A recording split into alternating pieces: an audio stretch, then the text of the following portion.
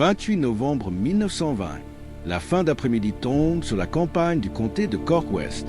La lumière décline déjà, tirée et mince sous les nuages bas et l'air humide qui arrive de l'Atlantique. Les champs, alourdis par la pluie, s'étendent, bordés de noircis par la pourriture hivernale. L'odeur de la terre mouillée s'accroche à tout. Les bottes s'enfoncent légèrement à chaque pas, puis se dégagent sans bruit. Au loin, un chien aboie une fois, puis se tait. Rien d'autre ne bouge. Le long d'une faible élévation surplombant une route étroite, un petit groupe d'hommes est allongé contre le sol. Leurs manteaux sont usés, leurs mains nous serrant le métal froid de fusils ayant appartenu à d'autres. La respiration est lente, mesurée, volontairement contenue. Personne ne parle. Ils ont appris qu'un simple chuchotement peut porter trop loin ici. En contrebas, la route serpente doucement entre des talus de broussailles et de pierres. Elle a porté des charrettes, du bétail et le courrier pendant des générations. Aujourd'hui, elle transportera autre chose. Le rythme léger des bottes commence à résonner dans la vallée, suivi du cliquetis étouffé des bretelles de fusil. Une patrouille britannique approche sans hâte, confiante dans la routine et dans ses effectifs. Les fusils lient en fiel portés avec une aisance professionnelle. À les observer se trouve un ancien soldat de l'armée britannique, désormais commandant d'hommes que l'Empire ne comprend plus. Son nom ne sera pas inscrit dans les journaux. Mais avant que cette soirée ne se termine, la force la mieux entraînée d'Angleterre dans la région cessera d'exister. À l'automne 1920, l'Empire britannique croyait encore comprendre l'Irlande. Depuis plus de 7 siècles, le contrôle s'était exercé par la loi, la propriété foncière, les garnisons et l'administration. Lorsque la Première Guerre mondiale prit fin en novembre 1918, l'Irlande faisait officiellement partie du Royaume-Uni, gouverné depuis Westminster, policier par la Royal Irish Constabulary et défendu, du moins sur le papier, par le même système militaire qui venait de vaincre l'Allemagne sur le front occidental. Du point de vue londonien, l'agitation en Irlande n'était qu'un problème politique. Elle pouvait être gérée. Elle pouvait être contenue. Ce que la Grande-Bretagne sous-estima, c'est à quel point la guerre avait profondément modifié l'équilibre entre autorité et conviction. Plus de 200 000 Irlandais avaient servi dans l'armée britannique pendant la Grande Guerre. À leur retour, ils retrouvaient un pays économiquement éprouvé, politiquement divisé et de plus en plus impatient. L'insurrection de Pâques 1916, d'abord condamnée par une grande partie du public irlandais, avait été transformée par les exécutions britanniques en un tournant moral. En 1918, Sinn Féin remportait les élections générales en Irlande, rejetant Westminster et déclarant un parlement indépendant à Dublin. Le gouvernement britannique refusait de le reconnaître. 2 systèmes d'autorité revendiquaient désormais la légitimité sur le même territoire. Le conflit qui s'ensuivit ne ressemblait en rien à une guerre conventionnelle. Il n'y avait ni ligne de front, ni déclaration formelle, ni armée massée. Il se déroulait à travers des réseaux de renseignement, des raids nocturnes, des embuscades et des représailles. L'armée républicaine irlandaise, réorganisée à partir des volontaires irlandais, ne disposait ni d'artillerie, ni de véhicules, ni d'armes lourdes. Ce qu'elle possédait, c'était la connaissance du terrain, la mobilité et une volonté croissante d'escalade. De petites unités attaquaient des postes de police, s'emparaient d'armes et disparaissaient dans une campagne offrant abri et complicité.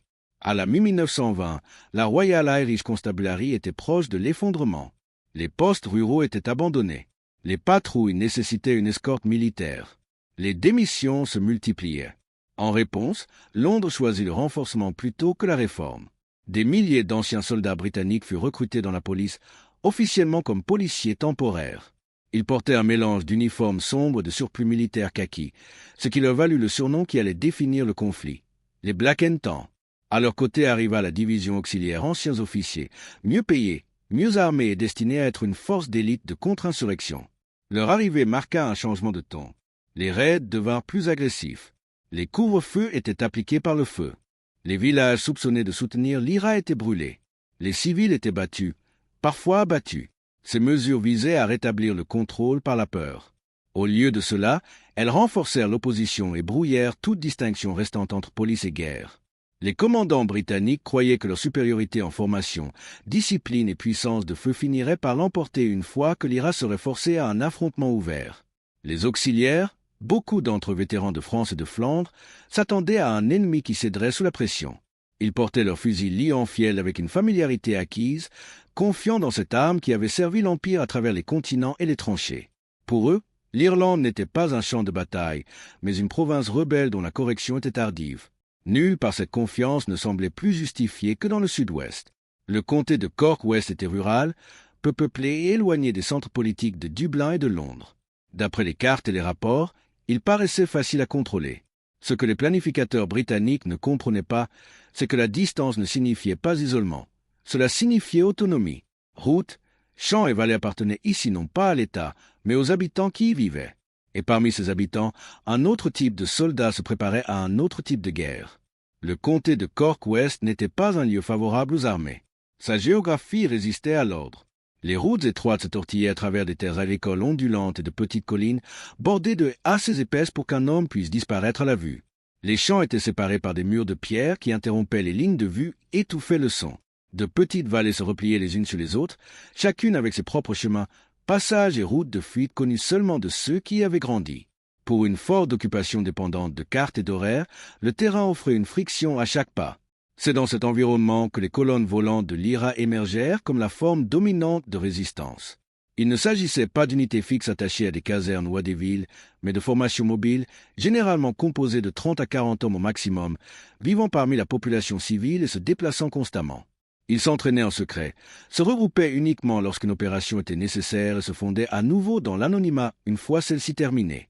Leur efficacité ne dépendait pas des effectifs, mais de la préparation et du timing. L'homme qui façonna cette approche dans le comté de Cork West était Tom Barry.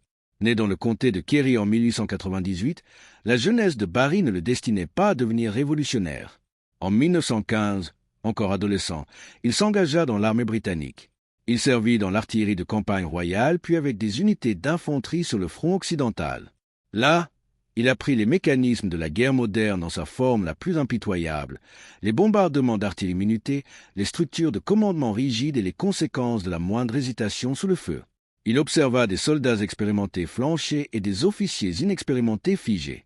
Surtout, il apprit à quel point la discipline s'effondre rapidement lorsque la surprise et la confusion prennent le dessus.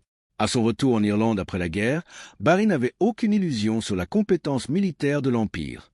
Il en avait vu les forces et les vulnérabilités. Il comprit que les forces britanniques reposaient sur la prévisibilité, patrouilles programmées, formation standard, réponses répétées. Contre un ennemi conventionnel, c'était des atouts. Contre une force irrégulière refusant de se battre selon les mêmes règles, elle pouvait devenir des faiblesses. En 1920, Barry fut nommé commandant de la 3e brigade de Cork West. Il réorganisa les volontaires locaux en une colonne volante capable d'opérations soutenues. L'entraînement mettait l'accent sur la précision au tir, le contrôle du feu et la coordination des mouvements. Les munitions étaient rares et traitées comme irremplaçables. Chaque homme devait connaître à l'avance sa position, son champ de tir et son itinéraire de repli. Aucune improvisation n'était possible une fois le contact établi. Les services de renseignement britanniques de la région sous-estimaient cette transformation. Les rapports décrivaient l'IRA comme des paysans mal armés dirigés par des agitateurs politiques. La présence d'anciens soldats britanniques parmi leurs rangs, des hommes comme Barry, était soit minimisée, soit ignorée. Les patrouilles continuaient le long des routes familières, supposant que toute attaque serait désorganisée et de courte durée. Le fusil Lee Enfield, armement standard des troupes britanniques, restait au cœur de cette méprise. Il symbolisait le professionnalisme et la supériorité, une arme associée au tir en volée et à la domination sur le champ de bataille. Ce que les commandants britanniques n'avaient pas prévu est que ce même fusil, saisi lors de raids et d'embuscades, serait retourné contre eux par des hommes entraînés à l'utiliser avec autant de compétence. Chaque arme capturée réduisait l'écart entre occupants et insurgés. À mesure que l'automne cédait la place à l'hiver, les tensions dans le comté de Cork West s'intensifiaient. Les raids, arrestations et représailles se multipliaient. Barry comprit que l'escalade était inévitable. Les Britanniques s'adapteraient ou redoubleraient de violence. Il conclut qu'un engagement décisif approchait, un affrontement qui testerait non seulement les tactiques, mais aussi la conviction. Le lieu et le moment seraient choisis avec soin. À la fin du mois de novembre, le renseignement confirma ce que Barry attendait. Une patrouille de l'Auxiliary Division circulait régulièrement sur un tronçon étroit de route près du hameau de Kilmichael. L'itinéraire offrait une visibilité limitée, des déplacements contraints et aucune possibilité de renfort rapide. Les conditions étaient réunies. Il ne restait plus qu'à exécuter le plan.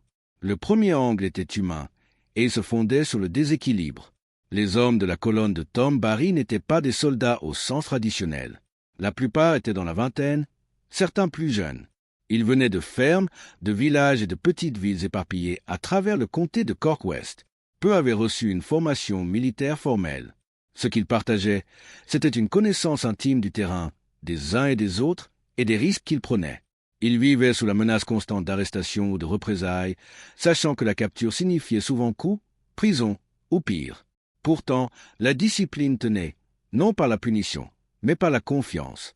Chaque homme comprenait que la faute d'un seul pouvait exposer tous les autres. En face d'eux se tenaient les hommes de la division auxiliaire.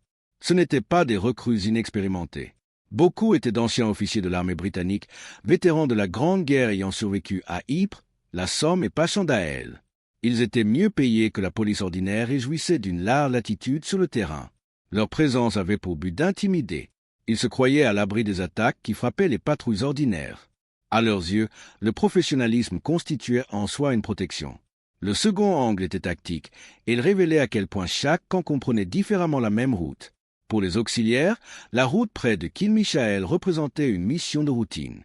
Les patrouilles se déplaçaient en formation, fusils portés, espacement relâché. L'hypothèse était que le danger se manifesterait. Un coup de fusil depuis une volée dispersée, suivi d'une fuite. La réponse était standardisée, riposter, poursuivre brièvement, puis se regrouper. Pour Barry, la route était un environnement contrôlé. Les champs dictaient les lignes de tir. Les courbes limitaient les distances de visibilité. Les itinéraires de repli avaient été choisis à l'avance. Chaque position avait été reconnue à de multiples reprises. Chaque volontaire savait non seulement quand tirer, mais aussi quand s'arrêter. L'objectif n'était pas le harcèlement, mais l'anéantissement de la patrouille en tant que force organisée. Le troisième angle relevait des attentes de l'ennemi. Les rapports britanniques de l'époque reflètent la conviction que l'IRA manquait de la volonté nécessaire pour soutenir un combat rapproché. Les embuscades étaient censées être brèves et indécises. L'idée qu'une colonne volante tiendrait sa position face à une unité auxiliaire, engageant délibérément le combat à courte distance, était jugée improbable. Le fusil Lienfield, porté avec aisance et familiarité, renforçait cette assurance. Il avait été la réponse de l'Empire aux assauts massifs de l'infanterie. En Irlande, pensait-on, cela suffirait. Aucun de ces hommes sur la route ne pouvait savoir que leur certitude allait se heurter à une forme de guerre façonnée non par la doctrine, mais par l'adaptation. Dès l'instant où le contact serait établi, il n'y aurait plus de refus dans les hypothèses. Seule la réaction compterait. À mesure que la patrouille approchait du virage choisi, la distance entre croyance et réalité se réduisait à quelques mètres silencieux. Le quatrième angle était celui du commandement, centré sur le contrôle sous pression. Tom Barry ne dirigeait pas à distance. Il se plaça là où l'engagement serait décidé, assez près pour observer, suffisamment en retrait pour coordonner. Les ordres furent donnés à l'avance, non criés dans l'instant. Barry comprenait qu'une fois le feu ouvert, l'autorité se dissout dans l'instinct si la structure n'a pas été intégrée auparavant. Ces hommes reçurent l'ordre de tenir leur position, de résister à l'impulsion naturelle de tirer trop tôt ou de se replier trop vite. La surprise ne suffisait pas. Le choc devait être maintenu. La culture de commandement britannique en Irlande, à l'inverse, reposait sur la hiérarchie et la procédure. Les chefs de patrouille auxiliaires étaient formés à répondre aux menaces par des exercices hérités de la guerre conventionnelle. Ces méthodes supposaient une identification claire de l'ennemi et l'existence d'un front défini. Dans le comté de Cork West, ni l'un ni l'autre n'existait. Lorsque le contact venait de plusieurs directions, la cohérence du commandement dépendait d'une évaluation rapide et d'une communication disciplinée. La stratégie de Barry visait précisément à briser les deux avant qu'elles ne puissent être rétablies. Le cinquième angle était moral, et il s'érodait déjà des deux côtés. À la fin de 1920, le conflit avait dépassé le cadre du maintien de l'ordre. Les représailles contre les civils, maisons incendiées, commerces détruits, tirs indiscriminés étaient devenues courantes.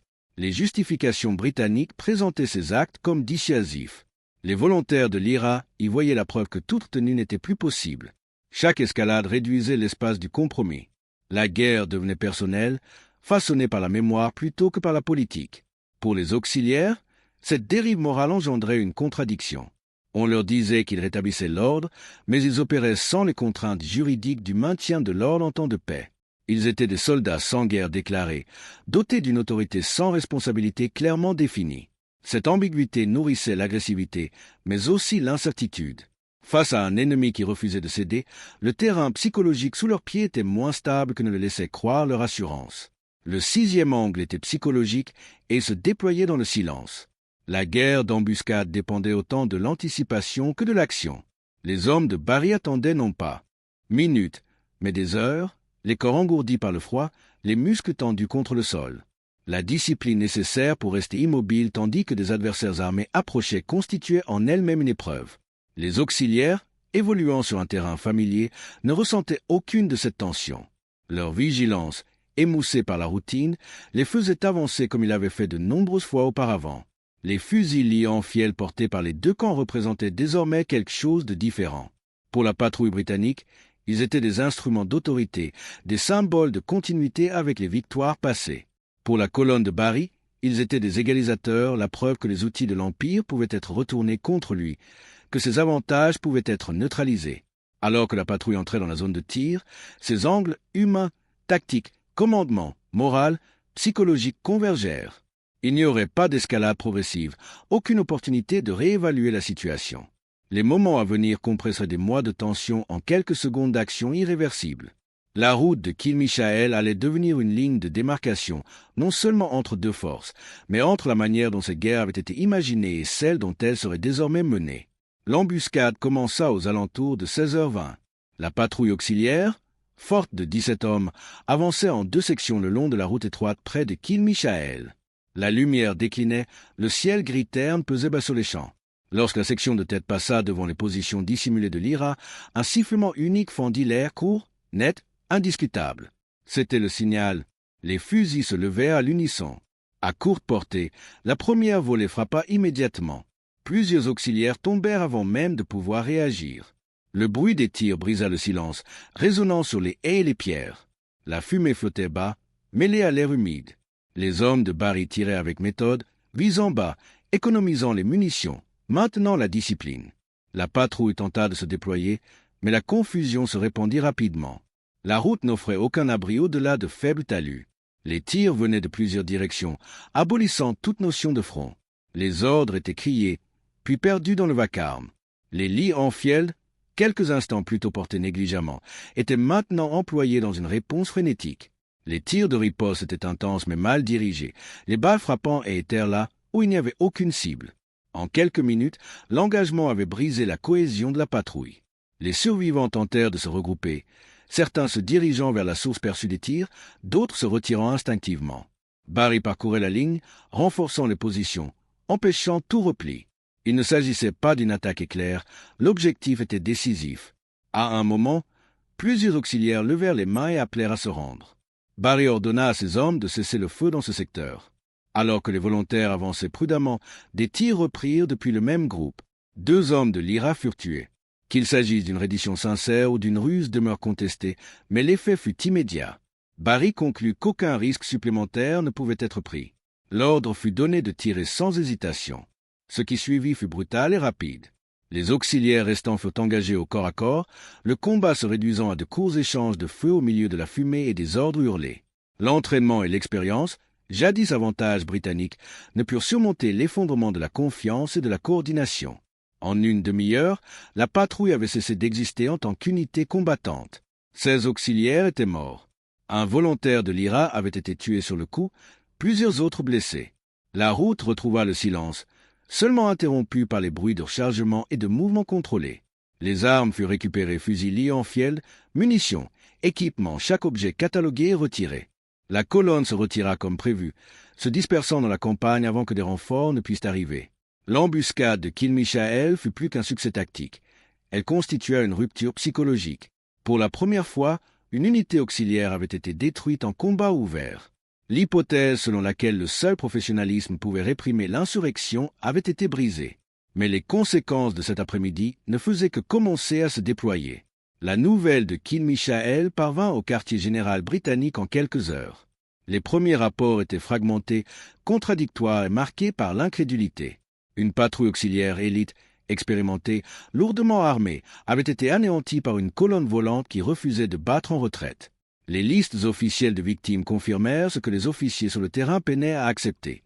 16 morts, des armes perdues, aucun prisonnier capturé. Pour une force destinée à imposer sa domination, les implications étaient graves. À Londres, l'incident intensifia un débat déjà volatile sur l'Irlande. Des questions parlementaires exigeaient des explications. La presse oscillait entre indignation et alarme. Les auxiliaires, précédemment présentés comme une solution, étaient désormais la preuve d'une escalade incontrôlable. Les planificateurs militaires commencèrent à réévaluer les hypothèses qui guidaient les opérations depuis l'été. Si des unités pouvaient être détruites dans le détail, aucune patrouille n'était intrinsèquement sûre.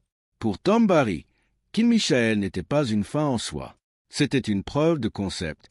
La réaction britannique dans le comté de Cork West fut immédiate et punitive. Les raids se multiplièrent. Les villages furent fouillés. Des maisons incendiées. Les arrestations augmentèrent.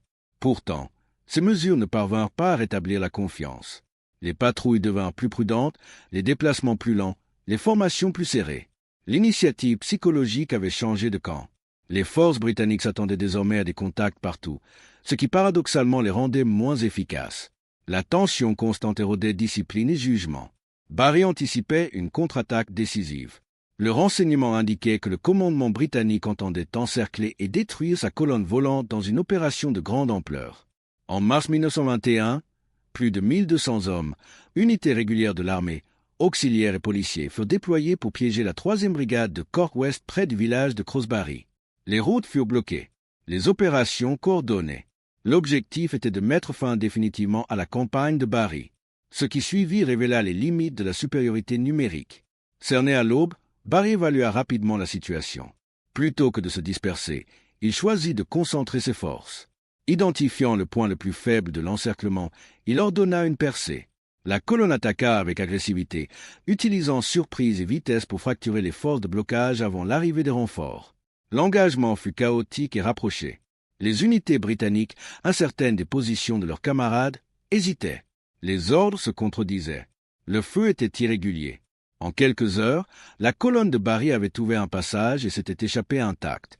Les pertes britanniques furent importantes. L'encerclement avait échoué. Crosbarry confirma ce que Kilmishael avait laissé présager. Il ne s'agissait pas d'incidents isolés, mais d'un schéma. Barry avait désormais affronté les forces britanniques les mieux entraînées en engagements ouverts et en était sorti invaincu. Les fusils liés en fiel portés par les troupes britanniques, jadis symbole de contrôle, furent à nouveau récupérés sur le terrain, témoignage muet d'un empire peinant à imposer sa volonté. L'élan de la guerre changeait, non par le territoire conquis, mais par la certitude perdue. Le commandement britannique ne pouvait plus promettre la victoire par la seule force. La logique de l'escalade avait atteint ses limites. À l'été 1921, le bruit des fusils laissait place à quelque chose d'inconnu, la négociation. La trêve du 11 juillet 1921 arriva non pas avec des célébrations, mais avec de l'épuisement. Après près de 2 ans de guerre irrégulière, les deux camps avaient atteint un point où continuer ne promettait que des rendements décroissants. Pour le gouvernement britannique, le coût ne se mesurait plus seulement en pertes ou en dépenses, mais en légitimité. L'Empire avait déployé des forces d'élite, étendu ses pouvoirs d'urgence et toléré des représailles qui suscitaient des critiques internationales, et pourtant n'avait toujours pas réussi à assurer un contrôle décisif. Les rapports venus d'Irlande reconnaissaient ce que les déclarations publiques ne pouvaient avouer. L'insurrection n'avait pas été brisée.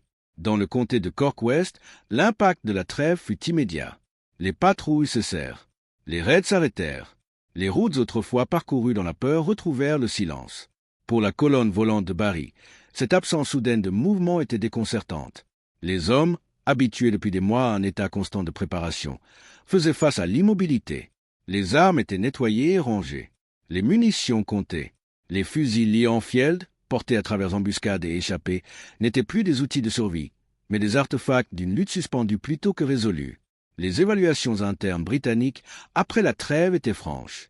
Les résumés du renseignement militaire admiraient que les colonnes volantes, correctement dirigées et soutenues par la population locale, ne pouvaient pas être neutralisées de manière fiable par des patrouilles conventionnelles. Les auxiliaires, conçus comme un instrument décisif, furent rapidement dissous. Leur méthode avait intensifié la résistance au lieu de la supprimer. Kilmishael, mentionné à plusieurs reprises dans les rapports, demeurait un avertissement de ce qui se produisait lorsque la confiance rencontrait l'adaptation. Pour Tom Barry, l'après-guerre était complexe. Sa réputation au sein de l'IRA était redoutable. Il n'avait jamais perdu une bataille sur le terrain. Pourtant, la victoire n'apportait aucune récompense simple. Le traité anglo-irlandais de décembre 1921 divisa le mouvement. Bien qu'il établisse l'État libre d'Irlande, il acceptait également la partition et la loyauté continue envers la couronne. Barry s'opposa au traité, s'alignant avec ceux qui considéraient que les sacrifices de la guerre réclamaient l'indépendance totale. La guerre civile qui suivit fractura les anciens camarades. Barry combattit de nouveau, cette fois contre ses compatriotes irlandais, dans un conflit marqué par l'amertume plutôt que par la clarté. Les compétences qui s'étaient révélées décisives contre les forces britanniques apportaient peu de réconfort dans une guerre définie par la rupture politique. À la fin, le nouvel État chercha la stabilité, non des rappels des divisions non résolues. Barry disparut de la scène publique. Il rédigea son récit des années de guerre, mais son histoire ne s'insérait pas facilement dans les récits officiels. L'homme qui avait déjoué les unités les mieux entraînées d'Angleterre devint une figure périphérique dans l'histoire qu'il avait contribué à façonner. Pourtant, les conséquences de sa campagne perdurèrent. La doctrine militaire britannique assimila les leçons de l'Irlande, influençant la théorie de la contre-insurrection pendant des décennies. L'hypothèse selon laquelle la supériorité de la force garantissait le contrôle fut abandonnée en silence. Ce qui restait, c'était la mémoire d'une guerre menée sans ligne de front, où la certitude s'érodait non par la défaite, mais par l'adaptation. Les années suivantes ne rendirent pas Tom Barry à sa notoriété. Elles l'effacèrent. Dans la mémoire officielle du nouvel État irlandais, la guerre d'indépendance devint un mythe fondateur soigneusement simplifié pour la cohésion. Les héros furent élevés, les controverses adoucies, les contradictions lycéennes. Narrative. Barry ne s'insérait pas facilement dans ce cadre. Son opposition au traité, son rôle dans la guerre civile et son refus de tempérer son récit des événements le placèrent à la marge de la commémoration. Il était respecté de ceux qui avaient combattu à ses côtés, mais rarement évoqué dans les cérémonies publiques. La mémoire britannique, en revanche, se dirigeait vers le silence. Kinmickael fut une gêne, une démonstration de vulnérabilité qui contredisait l'image impériale de soi. Les auxiliaires furent dissous, leur expérience abandonnée discrètement. Les histoires officielles mettaient l'accent sur la transition administrative plutôt que sur l'échec militaire. La route de West Cork retomba dans l'oubli, son importance non marquée. Pourtant, l'impact de ces engagements subsistait sous la surface. Les officiers britanniques ayant servi en Irlande reportèrent ces leçons dans les conflits ultérieurs. Les opérations guidées par le renseignement, le contrôle des populations et la reconnaissance que la légitimité importait autant que la puissance de feu, tout cela émergea de l'expérience irlandaise. Kinmickael et Crosbarry ne furent pas cités dans les doctrines, mais leur logique fut absorbée.